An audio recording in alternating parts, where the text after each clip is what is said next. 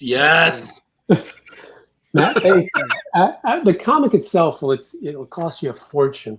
Yeah. And the comic itself, Baker didn't do any interiors, but that cover is a fucking masterpiece. That is one of my favorite comics covers of all time. It may be my favorite.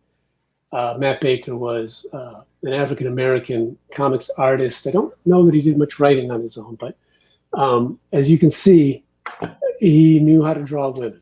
Yes, he did. And this is a great example, giving us several, 4 women figures in varying degrees. And every single one of them is a goddamn knockout. And, but, not a lot of brothers were working in comics back when this was released. He was started in the 40s. And I think this is, has anybody got a year on this? I'm going to in a second. Well, I know it was December. Yeah. And I should know this because I covered this one before on a Golden Age show I used to do. And I know we come across this cover, but I don't remember the year, so I'll let Mike bring it up. It is 1954, December 1954. I was going to say 54, but it's been so long since I looked at it. This is an artist who's definitely in his prime. He'd been kicking around for a bit, but he's definitely in his prime. And they let him do right in this period from I think 52 on. They let him do these good girl art covers, and with good reason. I mean, I can't think of anybody that draws women more beautiful, more realistically beautiful than Matt Baker. So he's an African-American pioneer, and we're not just featuring because he's African-American. We're featuring because he's one of the goddamn best ever. Well, and I have to be honest. It wasn't until when we had bring Sanford over, Mike actually pulled up, and I think he's probably going to share a Matt Baker book.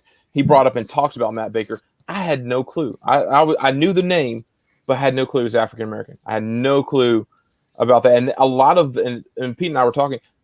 I'm ignorant a lot of times to where the nationality or anything. I look at a name and I just go, "Hey, I like that artist. I'm going to collect them." I don't care anything about just the name. Well, that's how you should be, Because and I've already shared this book, and this falls in the fuck it category because it's so damn gorgeous. I'm going to share it again because I actually own the thing, and it is my favorite.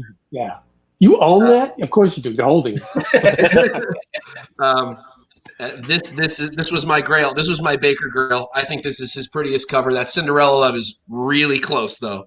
For whatever reason, this one beats it out in my mind. Maybe because she's blonde. I don't really know why I like it so much more. But this beauty, man. It's unbelievable. I mean, it just doesn't get any better than this. And you're right. I don't care if he's purple or pink. It doesn't matter what color he is. This cover is unbelievable. It has nothing to do with. I mean, yeah, he was the first black, artist in comics that we know of, anyway.